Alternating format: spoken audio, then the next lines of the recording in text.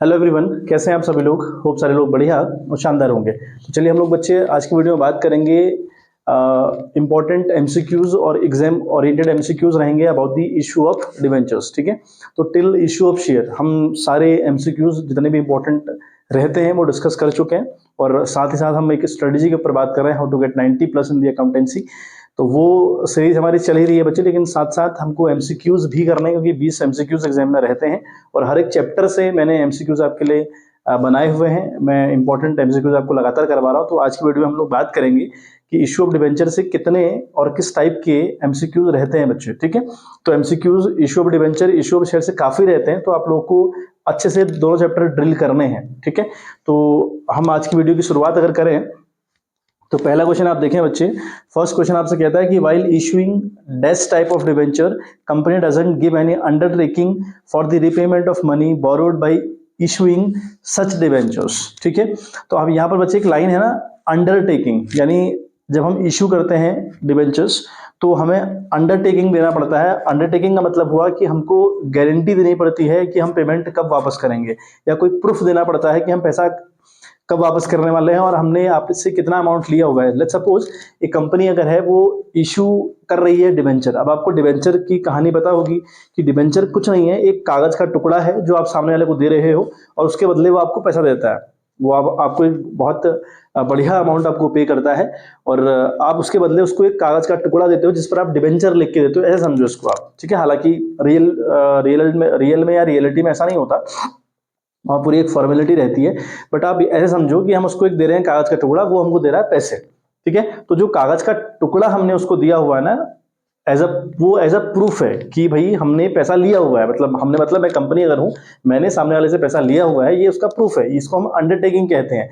तो किस टाइप की डिवेंचर्स को इशू करते वक्त वो कागज का टुकड़ा सामने वाले को नहीं दिया जाता, या अंडरटेकिंग जिसको हम कह रहे हैं नहीं दिया जाता, इसकी बात क्वेश्चन आपसे पूछ रहा है। अब जरा ऑप्शन देखें आप। ठीक है, जीरो कूपन रेट डिवेंचर, तो जिन डिवेंचर का रेट 0% होता है, जो जीरो कूपन रेट वाले डिवेंचर होते हैं उन पर नहीं दिया जाता, तो बिल्कुल ऐसा नहीं है। बात करें नॉन कन्वर्टेबल डिवेंचर्स, जो डिवेंचर्स कन्वर्ट नहीं होते उन पर नहीं दिया जाता, या फिर जो सिक्योर्ड डिवेंचर हैं उन पर नहीं दिया जाता, या फिर नॉन रिडीमेबल डिवेंचर्स हैं उन पर नहीं दिया जाता। जो लास्ट है ना, डी वाला ऑप्शन जो है, that is non redeemable debentures. तो नॉन रिडीमेबल डिवेंचर्स वो डिवेंचर है जिनकी पेमेंट कंपनी को पूरी जिंदगी नहीं करनी होती, लाइफ टाइम कंपनी को इनकी पेमेंट एटलीस्ट नहीं करनी होती। ठीक है, तो जरा एक बात सोच कर देखो, हमने डिबेंचर इशू किए है ना, और डिबेंचर इशू कैसे वाले कर रखे हैं, ऐसे डिबेंचर इशू कर रखे हैं जिनकी पेमेंट हमको पूरी लाइफ नहीं करनी, मतलब वो पैसा वापस करना ही नहीं है। तो जो पैसा वापस ही नहीं करना, तो वहां गारंटी का जिक्र ही नहीं उठता, वहां सवाल ही पैदा नहीं होता कि भाई हम गारंटी दें सामने वाले को, या अंडरटेकिंग दें उसको, या कोई प्रूफ दें। क्यों दें फिर, जब पैसा पे करना ही नहीं है सामने वाले का, तो फिर हम उसको अंडरटेकिंग क्यों प्रोवाइड करवाएं। तो जो डिबेंचर होते हैं नॉन रिडीमेबल, जिनकी पेमेंट नहीं होती पूरी लाइफ, ऐसे डिबेंचर पर अंडरटेकिंग कंपनी नहीं देती। तो डी वाला option is the correct option. ठीक है, चलिए नेक्स्ट वाला हम लोग देखें, बहुत इंपॉर्टेंट है ये नेक्स्ट क्वेश्चन। क्वेश्चन कहता है आपसे, Savitri limited issued 50,000 8% debenture of ₹100 each at a certain rate of premium, and to be redeemed at 10% premium at the time of writing of loss on issue of debentures. Statement of profit and loss was debited with ₹2 lakh. At what rate of premium these debentures were issued? At the rate of 10%, at the rate of 5%, at the rate of 6%, at the rate of 4%. तो ये आपके पास बच्चे option है। एक बार हम question break करते हैं, समझते हैं कहानी में क्या है। देखो बच्चे, हम कहानी में अगर ट्विस्ट देखें ना, तो कहाँ पे क्वेश्चन फंसाने की कोशिश कर रहा है। देखो क्या कहा है, किसी कंपनी ने इशू किए हैं 50,000 डिबेंचर, और वो डिबेंचर का जो प्राइस है एक्चुअली वो है 100 रुपये का, है ना। जो डिबेंचर होगा, एक डिबेंचर वो 100 रुपये का होगा, लेकिन ये इशू किए गए हैं प्रीमियम पर। अब कितने परसेंट प्रीमियम पर किए गए हैं, या परसेंटेज ऑफ प्रीमियम कितना है जिस पर इशू किए गए, ये हमको गिवन नहीं है क्वेश्चन में। और कहता है कि रिडीम्ड होंगे ये 10% प्रीमियम पर। ये रिडीम कैसे होंगे, 10% प्रीमियम के साथ रिडीम्ड होंगे। और कहानी में ये लिखा है कि जब इन्होंने अपनी लॉस को राइट ऑफ किया, है ना, जब लॉस को राइट ऑफ किया तो इन्होंने अपना जो पीएनएल अकाउंट है या प्रॉफिट एंड लॉस अकाउंट है उसको डेबिट किया है विद ₹2 लाख, है ना। अब जो स्टेटमेंट ऑफ पीएनएल अकाउंट है, जो स्टेटमेंट ऑफ पीएनएल अकाउंट है बच्चे, वो 2 लाख से आपका डेबिट किया हुआ है। ये पूरी कहानी है क्वेश्चन की, समझ में आ गई बात। चलिए एक बार हम देखें जरा। देखो, अगर आप 50,000 डिबेंचर इशू कर रहे हैं, ठीक है, 50,000 डिबेंचर आपके इशू कर रहे हैं आप, और ये हैं एक्चुअली 100 रुपए के, तो मतलब आपके पास 50 लाख रुपए के डिबेंचर्स हैं। इस बात से एग्री हैं आप? अगर आप 50,000 डिबेंचर इशू करने जा रहे हैं, एक सर्टेन रेट ऑफ प्रीमियम है, वो कितना प्रीमियम पर कर रहे हैं ऐसा गिवन नहीं है, लेकिन डिबेंचर का जो एक्चुअल प्राइस है, जो फेस वैल्यू है, तो 100 रुपए है, यानी जो आपके डिबेंचर की वैल्यू है वो कितनी है बच्चे? 50 लाख रुपए है। ठीक है, अब इन डिबेंचर को जब आप रिडीम करने जाएंगे या इनकी जब पेमेंट आप करेंगे, उन्हें करेंगे आप 10% प्रीमियम पर। रिडीम करने का मतलब होता है रीपेमेंट, तो वो 10% प्रीमियम पर रीपे करना है, यानी 10% ज्यादा पे करना है। मतलब ये 50 लाख तो देना ही देना पड़ेगा आपको, भैया आपने सामने वाले से 50 लाख रुपए ले रखे हैं, है ना, तो वो 50 लाख तो आपको देने ही पड़ेंगे, साथ में आपको 10% ज्यादा देना पड़ेगा। अब इसका 550 लाख का 10% कितना हुआ बच्चे? इसका 10% अगर हम निकालें तो वो होता है 5 लाख रुपए, करेक्ट। तो आपको रिडीम करते वक्त का जो नुकसान है वो 5 लाख रुपए होगा। आई बात समझ में? भाई 50,000 डिबेंचर है, 100 रुपए के, तो 50 लाख के डिबेंचर्स हो गए, तो 50 लाख तो सामने वाले को दोगे ना, या नहीं दोगे? देना पड़ेगा ना 50 लाख रुपए। तो बाकी आपको 10% प्रीमियम भी चुकाना है रिडीम करते वक्त, मतलब 10% ज्यादा देना है अपने। तो 50 लाख का 10% हुआ 5 लाख, तो जो ज्यादा आपको देना पड़ रहा है दैट इज अ लॉस, वो आपकी लॉस है कि नहीं है? अभी जो लॉस है ना, जो लॉस हमको रिडीम करते वक्त हो रही है या इशू करते वक्त हो, हालांकि यहाँ इशू करते वक्त नहीं है, यहाँ जो 5 लाख की लॉस है रिडीम करते वक्त है। तो आपको लॉस चाहे रिडीम करते वक्त हो या फिर इशू करते वक्त हो, इन लॉसेस को हम राइट ऑफ कहां से करते हैं, कवर अप कहां से करते हैं? First of all will have to cover them from the SPR, यानी सिक्योरिटीज प्रीमियम रिजर्व से उनको हमको कवर अप करना पड़ता है। अगर वहां से नहीं हो पाया तब हम जाते हैं स्टेटमेंट ऑफ पीएनएल के पास। ठीक है, ये दो तरीके हमारे पास है। हमारी जो डिबेंचर को इश्यू करते वक्त लॉस होती है या रिडीम करते वक्त लॉस होती है, उन दोनों लॉसेस को हम या तो कवर करें from the securities premium reserve, और अगर वहां से नहीं हो पाई तो हम जाएं स्टेटमेंट ऑफ पीएनएल के पास। तो आप जरा देखो, कंपनी को 5 लाख का लॉस होगा रिडीम करते वक्त, होगा। इशू करते वक्त तो नुकसान नहीं है, कंपनी इशू कर रही है 50,000 डिबेंचर्स, 100 रुपए का डिबेंचर है, लेकिन उसको इशू कर रही है प्रीमियम पर, तो प्रीमियम पर इशू करने से लॉस तो नहीं होता, तो इशू करने का लॉस तो नहीं है कंपनी को, लेकिन कंपनी को रिडीम करना पड़ रहा है प्रीमियम पे, तो वहां नुकसान हो रहा है, और नुकसान 5 लाख का है।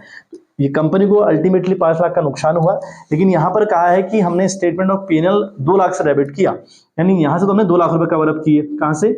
स्टेटमेंट ऑफ पीएनएल से। तो अब जरा एक बात बताओ, एसपीआर से कितना कवर अप किया होगा? 3 लाख रुपए। नहीं भाई, टोटल नुकसान 5 लाख रुपए का है, तो 5 लाख में से अगर आपको 2 लाख यहां से कवर करना पड़ा स्टेटमेंट ऑफ पीएनएल से, तो यहां से कितना किया होगा?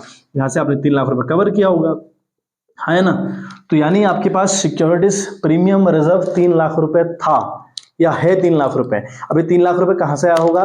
क्योंकि आपने अपने डिबेंचर इशू किए हैं प्रीमियम पर, कहा है ना कि 50,000 डिबेंचर इशू किए प्रीमियम पर, लेकिन परसेंटेज आपको नहीं गिवन है, लेकिन आया तो इशू कर, जब आपने इशू किया होगा ना डिबेंचर प्रीमियम पर, तभी तो आपके पास एसपीआर का बैलेंस आया होगा।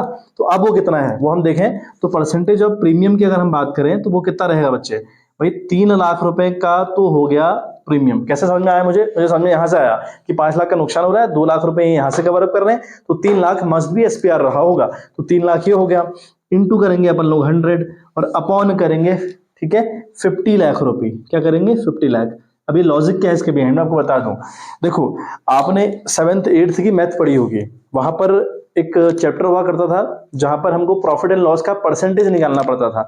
तो आप ये मानकर चलो कि हम परसेंटेज ऑफ प्रॉफिट निकाल रहे हैं या परसेंटेज ऑफ लॉस निकाल रहे हैं, तो अल्टीमेटली लॉस या प्रॉफिट कुछ भी कह लो इसको, जो एसपीआर का बैलेंस हमने निकाला है उसको लॉस प्रॉफिट कुछ भी मान लो, कितना था? 3 लाख रुपए। तो प्रॉफिट इंटू 100, ये होता है formula, profit into 100 upon CP, यानी कॉस्ट प्राइस। ठीक है, ये फॉर्मूला हुआ करता है, लेकिन फॉर्मूला यहाँ पर नहीं काम करेगा, बट लॉजिक सेम काम कर रहा है। 3 लाख का ये बैलेंस हो गया, इंटू करेंगे 100, और एक्चुअल में वो डिबेंचर की जो फेस वैल्यू थी वो आपको नीचे लिखनी होती है। ठीक है, तो आप जरा कवर अप करें या देखें इसको कितना आ रहा है। ये कटा और 5 6 30, तो यार बच्चे 6%, तो ये मामला हो रहा है 6% का। तो यहाँ पर जो 6% वाला ऑप्शन है, तो that option is the correct option. ठीक है बच्चे, वो आपका बच्चे करेक्ट ऑप्शन रहेगा। ठीक है बच्चे, आज की वीडियो में कितने क्वेश्चन हम कवर अप कर पाते हैं देखते हैं, अदरवाइज जो क्वेश्चन मैंने करे हैं वो 15 क्वेश्चन हैं, तो 15 क्वेश्चन एक साथ करना शायद पॉसिबल नहीं हो पाएगा, तो जितने भी क्वेश्चन हम कर पाए, ठीक है, देखते हैं, वरना हाफ रख लेंगे, 8 आज रख लेंगे और 7 कल रख लेंगे, तो क्योंकि एक्सप्लेनेशन भी रहता है और काफी लेंथी वीडियो थोड़ा सा प्रॉब्लम करती है, मैं समझ सकता हूँ उस बात को। चलिए थर्ड वाला आप देखें, कहता है Durga limited issued 80,000 10% debenture of ₹100 each eight a certain rate of discount. Question वैसा ही है लेकिन यहाँ पर इशू किए हैं डिस्काउंट, और डिस्काउंट पे इशू करने का परसेंटेज आपको गिवन नहीं है।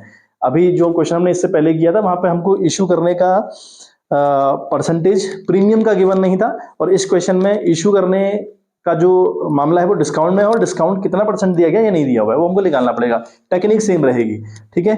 तो यहाँ पे कहता है कि at a certain rate of discount and were to be redeemed at 20% premium. और रिडीम कैसे हो रहे हैं बच्चे? 20% प्रीमियम पर हो रहे हैं।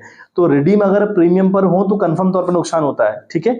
अगर प्रीमियम पर रिडीम हो डिबेंचर्स तो कंफर्म तौर पर नुकसान होगा। फिर existing balance of securities premium before issuing of these debentures was ₹25 lakh रुपए। यानी आपकी सिक्योरिटीज प्रीमियम का जो बैलेंस है वो ऑलरेडी आपको गिवन है, देखिए 25 लाख रुपए कंपनी के पास बैलेंस था, and after writing of loss on issue of debentures the balance in securities premium was ₹5 lakh, है ना। At what rate of discount these debenture were issued? 10%, 5%, 25% and 15%। तो ये आपका क्वेश्चन, एक बार ब्रेक कर लें, समझे क्वेश्चन को। देखो बच्चे, तो क्वेश्चन में ये है ना कि कहानी ये कह रही कि भाई कंपनी 80,000 डिबेंचर इशू कर रही है, ठीक है, और ये डिबेंचर का जो रेट है वो फेस वैल्यू है ₹100, लेकिन ये डिबेंचर इशू किए जा रहे हैं सर्टेन रेट ऑफ डिस्काउंट पे, यानी कुछ डिस्काउंट भी दिया जा रहा है, लेकिन वो डिस्काउंट कितना दिया जा रहा है हमको ये नहीं पता। तो अल्टीमेटली पहले तो हम ये देखें कि 80,000 के अगर डिबेंचर हैं और अगर एक डिबेंचर ₹100 का है तो कम से कम इस कंपनी की जो डिबेंचर की फेस वैल्यू है ना वो है 80 लाख रुपए। Agree with this? कंपनी की डिबेंचर्स की जो फेस वैल्यू है वो 80 लाख रुपए है, ठीक है। अच्छा, अब कंपनी के पास जो सिक्योरिटीज प्रीमियम रिजर्व है वो पड़ा है 25 लाख रुपए, ये भी हमको पता है, ये क्वेश्चन में दिया हुआ है। अच्छा, और ये जो रिडीम हो रहे हैं ना, इनका जो रिडेम्पशन हो रहा है, ठीक है, जो रिडीम्ड हो रहे हैं डिबेंचर वो हो रहे हैं 20% के प्रीमियम पर। ये भी समझ में आ रही बात? भाई जो डिबेंचर है 80,000, ये रिडीम होने जा रहे हैं 20% के प्रीमियम पर। अब अगर रिडीम करोगे ना आप 20% प्रीमियम पर, 10% प्रीमियम पर, 5% प्रीमियम पर, या हम कह लें अगर आप रिडीम करोगे ना प्रीमियम पर, तो इसका ये मतलब हुआ कि आपको ज्यादा पैसा सामने वाले को देना पड़ता है अगर आप रिडीम कर रहे हो प्रीमियम पर। तो अगर ज्यादा पैसा देना पड़ेगा सामने वाले को तो कंफर्म तौर पर नुकसान हो रहा है, ठीक है। तो रिडीम अगर आप कर रहे हो 20% पर, तो भाई 80 लाख का 20% निकालो, वो आता है 16 लाख रुपए। जो यानी जो आपको लॉस हो रहा है ना, लॉस हो रहा है वो लॉस हो रहा है 16 लाख रुपए। ये लॉस कब का है बच्चे? बहुत इंपॉर्टेंट, ये है लॉस कब का है? रिडीम करते वक्त का नुकसान है। समझ में आ रही बात? आप अगर इन डिबेंचर को अगर 20% पर रिडीम करने जाओगे ना, या 20% प्रीमियम पर रिडीम करोगे ना बच्चे, तो आपको कंफर्म तौर पे 16 लाख का लॉस होगा। समझ में आ गई बात? अब अगर 16 लाख का लॉस हो गया है रिडीम करते वक्त, तो ये कहता है कि भाई जब कंपनी ने अपना लॉस राइट ऑफ किया, अब लॉस कब कब होता है कंपनी को? या तो कंपनी को नुकसान होगा डिबेंचर इशू करते वक्त, अगर कंपनी डिस्काउंट पर इशू करती है अपने डिबेंचर तो कंपनी को लॉस होता है, और अगर कंपनी रिडीम करती है अपने डिबेंचर प्रीमियम पर तो नुकसान होता है। अब यहाँ दोनों जगह नुकसान है, क्योंकि कंपनी रिडीम कर रही है 20% के प्रीमियम पर, कितना नुकसान होगा? 16 लाख रुपए हमने निकाल लिया। इशू कैसे किया हुआ? डिस्काउंट पे इशू किया हुआ, तो वहां भी नुकसान हुआ होगा, लेकिन पता नहीं चल पा रहा क्योंकि हमको परसेंटेज नहीं गिवन है, ठीक है। अब देखो, लेकिन एक बात गिवन है, ये कहता है कि लॉस को राइट ऑफ करने के बाद जो कंपनी का एसपीआर बचा वो बचा है 20 लाख रुपए, सॉरी 5 लाख रुपए, नॉट 20 लाख रुपए, 5 लाख रुपए। सुन रही बात? क्या बोल रहा है कि लॉस को राइट ऑफ करने के बाद, लॉस कहां कहां होता है बताया मैंने, या तो डिबेंचर इशू करते वक्त नुकसान होता है या रिडीम करते वक्त नुकसान होता है। अब उस लॉस को राइट ऑफ करने के बाद जो एसपीआर का बैलेंस बचा है वो बचा है 5 लाख रुपया, ठीक है। मैंने आपको बताया ना कि जो रिडीम करते वक्त का नुकसान हो, इशू करते वक्त का नुकसान हो, उसको या तो आप कवर अप करते हैं एसपीआर से या कवर अप करते हैं स्टेटमेंट ऑफ पीएनएल से। तो स्टेटमेंट ऑफ पीएनएल का जिक्र तो यहाँ नहीं है क्योंकि काफी भरपूर मात्रा में इनके पास बैलेंस पड़ा हुआ है। तो ये कहते हैं कि लॉस को राइट ऑफ करने के बाद कंपनी का जो एसपीआर का बैलेंस है वो बचता है 5 लाख रुपए, ठीक है। यानी कंपनी ने इस एसपीआर से जो लॉस कवर अप करी ना, जो लॉस कवर अप करी है वो 20 लाख रुपए की है। बोलो हाँ या ना भाई? अगर एसपीआर का बैलेंस 5 लाख ही बचा है तो इसका ये मतलब नहीं हुआ कि 20 लाख रुपए यूज कर लिया गया for writing of the loss. Yes, अब 16 लाख का लॉस तो है रिडीम करते वक्त है, और आपने कितना लॉस कवर अप कर रखा है? 20 लाख। मैंने 4 लाख रुपए का लॉस, यानी इन दोनों के बीच का डिफरेंस जो 4 लाख बच रहा है, भाई आपने 16 लाख का लॉस तो रिडीम करते वक्त हुआ है ना। तो 4 लाख का लॉस इशू करते वक्त हुआ होगा, तभी तो 20 लाख रुपए आपने कवर अप किया। समझ में आ गया। यानी जो इशू करते वक्त का लॉस है वो 4 लाख रुपए, बस हो गया, परसेंटेज निकल गया आराम से, अब तो कोई दिक्कत ही नहीं है। परसेंटेज की अगर हम बात करें, परसेंटेज ऑफ डिस्काउंट की अगर बात करें, तो 4 लाख कितने का नुकसान हुआ, 4 लाख का। जो मेन फिगर आपको चाहिए वो निकालो, इनटू करो 100 अपॉन करो फेस वैल्यू ऑफ डिबेंचर्स, कितनी है, 80 लाख रुपया। ठीक है, आई होप क्लियर हो गया होगा, है ना। तो ये 3 जीरो से 3 जीरो ये कैंसिल करो, 2 जीरो से 2 जीरो ये कैंसिल करो, इससे ये कैंसिल, 8 5 40, तो 5% इज द करेक्ट ऑप्शन। ठीक है, जहां भी 5% लिखा है वो आपका करेक्ट ऑप्शन है बच्चे। क्लियर है अच्छी बात। चलिए नेक्स्ट क्वेश्चन अगर हम देखें, ठीक है, अभी तो बहुत इजी क्वेश्चंस रहेंगे, बस थ्योरेटिकल पार्ट है। यही 2 क्वेश्चंस थे जहां पर थोड़ा मैथमेटिकल अप्रोच लग रही थी। अभी सारे क्वेश्चन बच्चे थ्योरेटिकल है, तो आपको समझ में आ जाना है खुद ही। When the debentures of face value of ₹200 is issued at ₹200 is called issue of debenture at par. बिल्कुल आपको समझ में आ गया होगा भाई। अगर हम 200 का डिबेंचर 200 में इशू करें तो उसको पार पर इशू करना कहते हैं। अगर हम 200 का डिबेंचर 180, 190 या 195 में इशू करें तो उसको हम कहते हैं issue of debenture at discount. अगर हम 200 का डिबेंचर इशू करें, है ना, 201 रुपए में, 220 रुपए में, 210 रुपए में, यानी ऊपर हम करें जितनी भी फेस वैल्यू उसकी है, अगर 200 रुपए फेस वैल्यू है, उससे ऊपर अगर हम उसको बेच रहे हैं तो मतलब कि हम प्रीमियम पर बेच रहे हैं। तो यहाँ कहानी पार वाली हो रही है। हाल इसका आंसर पार है, A option is the correct option. Fifth वाला क्वेश्चन अगर हम देखें बच्चे, कहता है कि debenture are shown in the balance sheet of the company under the head of non current liabilities, current liabilities, share capital, none of the above. अब जरा मुझे एक बात बताओ, जो डिबेंचर्स है ना बच्चे, डिबेंचर्स, तो डिबेंचर इशू आप करते हैं, है ना। डिबेंचर इशू आपने करे, क्या वो आपकी एसेट्स है? पहले तो आप मुझे ये बताओ कि वो आपकी एसेट्स है क्या? नहीं। आपने क्या किया, सामने वाले को आपने कागज का टुकड़ा दिया, मतलब जबान दी सामने वाले को कि भाई मुझे कुछ पैसा चाहिए, मैं ये पैसा तेरा इतने साल बाद, इतने महीने बाद, इतने दिन में लौटा दूंगा। हम देते हैं ना जनरली, हम भी तो ऐसा करते हैं अपने फ्रेंड सर्कल में, हम लोग भी तो करते हैं, तुम लोग भी करते होगे। तुम बहुत बड़ा अमाउंट नहीं मांगते होगे, छोटा मोटा अमाउंट तो तुम भी बोरो करते होगे ना अपने फ्रेंड से, तो तुम जबान देते हो। वही जबान यहाँ डिबेंचर बन गई। भैया एक कागज के टुकड़े में आपने लिख के दे दिया कि आपका पैसा इस दिन हम चुकाने वाले हैं। तो पहली बात तो ये लाइबिलिटी है। अब लाइबिलिटी कैसी है? अब जो डिबेंचर्स हैं, ऐसा नहीं कि डिबेंचर 2 दिन के हिसाब से, 2 महीने के हिसाब से या साल भर के हिसाब से लिए जाते हैं, ऐसा नहीं है। तो इनका मिनिमम पीरियड 3 साल 2 साल तो होता ही होता है ना। तो 1 साल बाद आपको ये पे करने होते हैं। तो अगर 1 साल बाद कोई लाइबिलिटी आपको पे करनी हो तो वो आपकी नॉन करेंट लाइबिलिटीज है। अगर 1 साल के अंदर अंदर कोई आपको लाइबिलिटी पे करनी पड़े तो वो करंट लाइबिलिटी है, और अगर 1 साल के बाद आपको कोई लाइबिलिटी पेड ऑफ करनी पड़े तो वो नॉन करेंट लाइबिलिटी या फिक्स लाइबिलिटी है। तो यहाँ पर जो नॉन करेंट लाइबिलिटीज है वो करेक्ट ऑप्शन हुआ कि हम डिबेंचर को वहां दिखाएंगे, कहाँ, नॉन करेंट लाइबिलिटी, वो उसका मेन हेड रहेगा। ठीक है बच्चे, चलिए तो यहाँ पर आपका जो आंसर हुआ वो हुआ नॉन करेंट लाइबिलिटीज। चलिए हम 6th वाला क्वेश्चन देखें कि what journal entry will be passed when purchase consideration is equal to net assets while purchasing business from vendor. ठीक है, अब हमने देखा बच्चे, हम कई बार डिबेंचर इशू करते हैं सामने वाले को, या फिर हम शेयर इशू करते हैं सामने वाले को, लेकिन उसके बदले उस सामने वाले से हम लोग पैसा नहीं लेते। हम कोई ना कोई एसेट्स खरीद रहे होते हैं या उसका बिजनेस हम लोग परचेज कर लेते हैं, तो वो वाली कंडीशन कहलाती है purchase consideration other than cash. ठीक है, ये उसका टॉपिक का नाम हुआ करता था, अगर आपको याद हो। तो आप ये कह रहा है कि what journal entry will be passed when purchase consideration is equal to net assets while purchasing business from the vendor. देखो, अब अगर हमारी डील सामने वाले से हुई कि भैया हम आपकी कंपनी को खरीद रहे हैं, आपकी कंपनी को हम खरीद रहे हैं, तो कंपनी को खरीदेंगे तो एसेट्स आएंगी, पहली बात तो, है ना। तो एसेट्स अकाउंट आपने डेबिट करना होता है, एसेट्स आएंगी, और साथ में आएंगी बच्चे लाइबिलिटीज, टू लाइबिलिटीज आएंगी। लाइबिलिटीज ये आपको क्रेडिट करनी होती है। टू करोगे आप वेंडर, टू करोगे आप बच्चे वेंडर।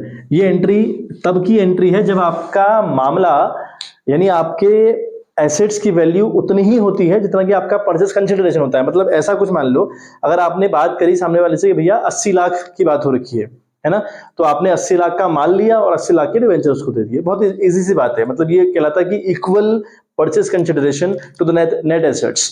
जितने की नेट एसेट्स हैं उतने की ही आपने डिवेंचर इशू किए, उसे हम कहते हैं इक्वल कंडीशन। ठीक है, तो यानी एसेट जितने की आई, ठीक हो गया, लाइबिलिटी और वेंडर दोनों को मिला के वो एसेट्स के इक्वल है, तो कोई दिक्कत नहीं है। तो ये एंट्री बच्चे होती है। लेकिन एक खुलता है क्रेडिट साइड कैपिटल रिजर्व, और कई बार खुलता है डेबिट साइड गुडविल। वो तब खुलता है जब आपका जो परचेस कंसिडरेशन है या तो ज्यादा होगा या कम होगा।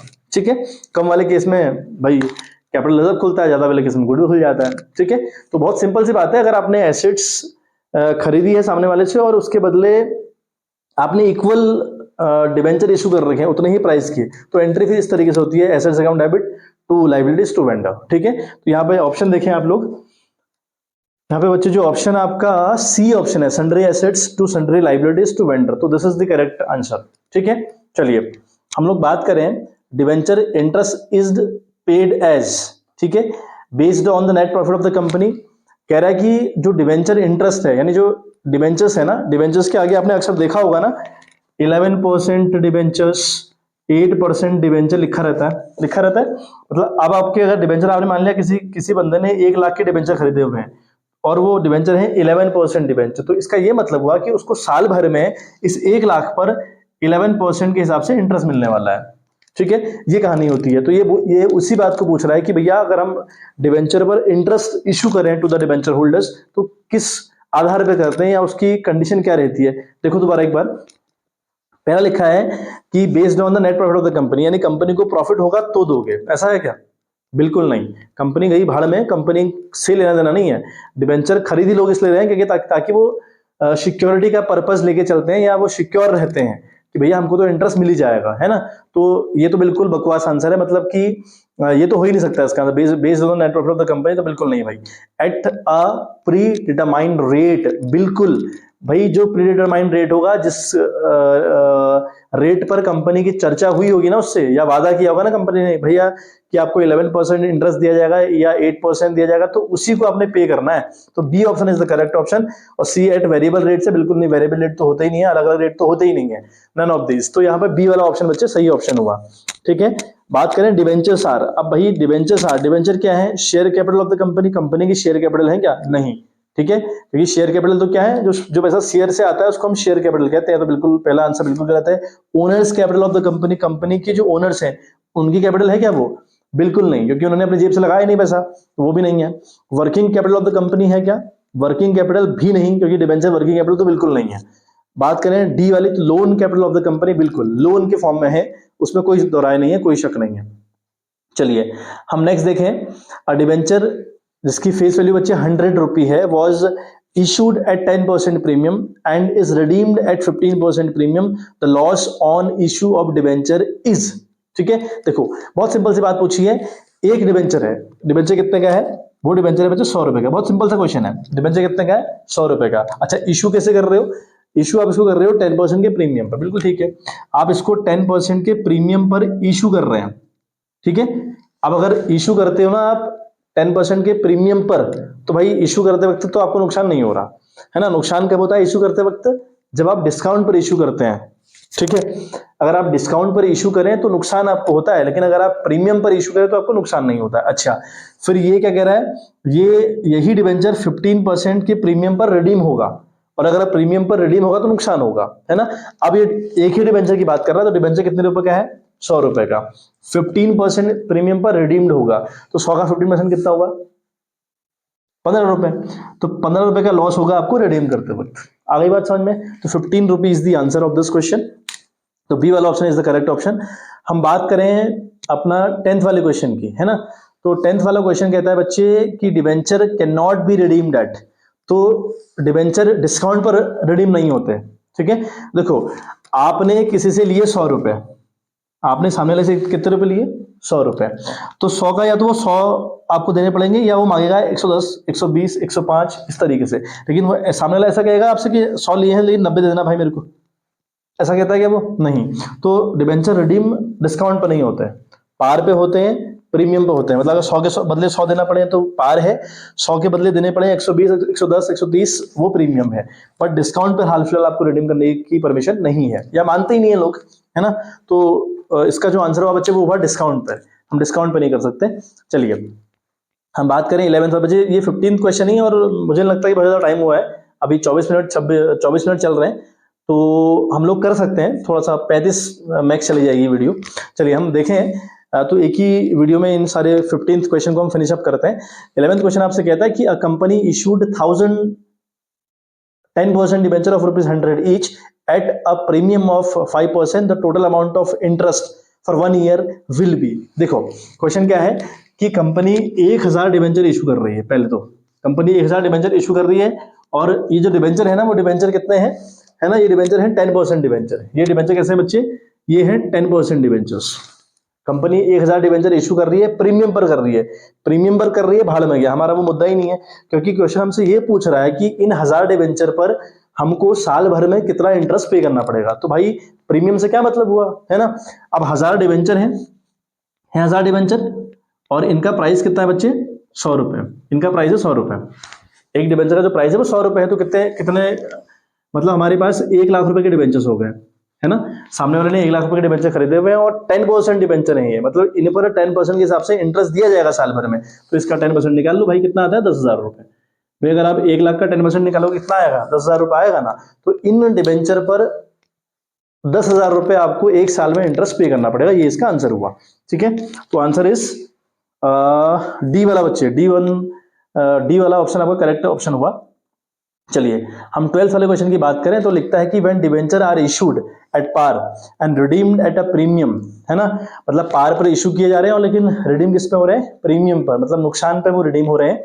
The loss on such an issue is debited to profit and loss account, debenture application and allotment account और loss on issue of debenture account और डिबेंचर रिडेम्पशन रिजर्व अकाउंट। देखो जब हम डिबेंचर इशू करते हैं ना, ठीक है, प्रीमियम पर, और हमको नुकसान होता है रिडीम करते वक्त, क्योंकि हम उनको प्रीमियम पर रिडीम कर रहे हैं, तो बच्चे हम एक एंट्री लिखते हैं। एंट्री आपको मस्ट भी याद होगी, loss on issue of debenture account debit जाता है। जब हम डिबेंचर इशू करते हैं तो हमको नुकसान हो चाहे रिडीम करते वक्त या फिर इशू करते वक्त, लेकिन हमको एक एंट्री करनी होती है एक, और उस एंट्री का नाम है loss on issue of debenture account debit करना होता है। तो यहाँ पर सी वाला ऑप्शन करेक्ट ऑप्शन हुआ। ठीक है, चलिए हम बात करें globe limited issue 5000 12% debenture of ₹100 each at discount of 2% redeemable eight a premium of 5% in such case loss on issue will be credited by 10,000, loss on issue will be debited by rupees 35,000, loss on issue will be debited by 25,000, loss on issue will be credited by 35,000। तो ये options हैं आपके पास। एक बार मैं आपको question break करके समझाता हूँ कि कहना क्या चाह रहा है क्वेश्चन। देखो बच्चे, तो क्वेश्चन कहता है कि एक कंपनी है जो 5,000 12% डिबेंचर इशू कर रही है जिसका प्राइस 100 रुपए का है ना। तो कंपनी इशू कितना कर रही है, 5,000 12% डिबेंचर है ये और इनका प्राइस 100 रुपए है। इनको कंपनी इशू कर रही है डिस्काउंट पर। बहुत मजे की बात, अब अगर कंपनी डिस्काउंट पर इशू कर रही है तो भाई लॉस होगी आपको, समझ में आ रही बात, आपको लॉस होगा कन्फर्म। अगर आप इशू करते हो ना डिस्काउंट पर तो आपको लॉस होता है। रिडीम किस पे कर रहे हो आप, प्रीमियम पर, तब भी आपको लॉस होगा। ठीक है, मतलब आपको रिडीम अगर आपको करना पड़ेगा प्रीमियम पर तो लॉस होगा, इशू करना पड़ेगा डिस्काउंट पर तो लॉस होगा। तो मतलब कहीं ना कहीं कंपनी को दोनों टाइम, इशू करते वक्त भी रिडीम करते वक्त भी नुकसान हो रहा है। तो 2% कब, इशू करते वक्त। 100 का 2% कितना हुआ, ₹2, 2 रुपए तो नुकसान है इशू करते वक्त। रिडीम का नुकसान कितना है, 100 का 5% कितना है, यानी 5 रुपए। तो कंपनी को कुल मिलाकर 7 रुपए का नुकसान हो रहा है ना। कंपनी को कुल मिलाकर 7 रुपए का नुकसान हो रहा है और कंपनी नुकसान को ना बच्चे हमेशा डेबिट करती है। आपने देखा होगा ऑल दी लॉसेस, है ना, and expenses goes to debit side, ये हमने पढ़ा था, है ना। तो आपकी जो लॉसेस हैं वो डेबिट जाती हैं हमेशा। तो यहाँ क्रेडिट वाला तो सवाल ही पैदा नहीं होता, जो क्रेडिट लिखा हुआ है वो तो सारे ऑप्शंस बाहर है। ठीक है, तो जब आप एक एंट्री करोगे ना, मतलब आपको एंट्री करनी पड़ती है इस लॉस को शो करने के लिए, एक हेड लिखते हो आप, इसका नाम है, आप लिखते हो लॉस ऑन इशू, है ना, ऑफ डिवेंचर। ठीक है, तो loss on issue of debenture account आप डेबिट करते हो। अब वो कितने से डेबिट होगा ये हमको पता करना है। ठीक है, loss on issue of debenture credit तो बिल्कुल नहीं हो सकता क्योंकि लॉस है, लॉस हमेशा डेबिट जाती है। कितने से, लेकिन वही टोटल मिलाकर हो गया 7 रुपए। कितने हजार डिवेंचर है, 5,000 है, तो 5 7 जा कितना होता है, 35। तो आपको ये अकाउंट डेबिट करना पड़ेगा 35,000 रुपए से। कौन सा account, loss on issue of debentures. ठीक है, चलिए तो ऑप्शन यहां पर बच्चे हुआ आपका बी वाला ऑप्शन करेक्ट है। Loss on issue will be debited bye 35,000 लिखा हुआ है, this option is the correct option बच्चे। ठीक है, चलिए हम 14th क्वेश्चन पढ़ें। कहता है कि loss on issue of debenture is return of, वो रिटर्न ऑफ कब होता है, in the year of issue of debenture. बिल्कुल पहले आंसर इसका सही है कि जिस साल आपने डिवेंचर इशू किए हैं उसी साल आपको उन डिवेंचर पर जो लॉस हुई है वो राइट ऑफ करनी पड़ती है, उसके बाद आपको परमिशन नहीं होती। चलिए 15th क्वेश्चन है, premium on redemption of debenture is provided at the time of issue of debenture, है ना। Premium on redemption of debenture is provided at the time of issue of debenture का मतलब क्या हुआ, मान लिया आप 5,000 डिबेंचर इशू कर रहे हैं, है ना, मतलब इसी क्वेश्चन आपको मैं ले रहा हूं, मैं आपको समझाने का प्रयास कर रहा हूं कि मान लिया कोई कंपनी 5,000 डिबेंचर इशू कर रही है, डिस्काउंट पे, पार पे, प्रीमियम पे, वो भाड़ में गया, लेकिन उनको रिडीम करेगी वो प्रीमियम पर, रिडीम करेगी वो प्रीमियम पर। तो जो रिडीम करने से नुकसान कंपनी को हो रहा होता है ना, तो उस नुकसान को आपको आज दिखाना होता है, यानी इशू के टाइम पे दिखाना होता है।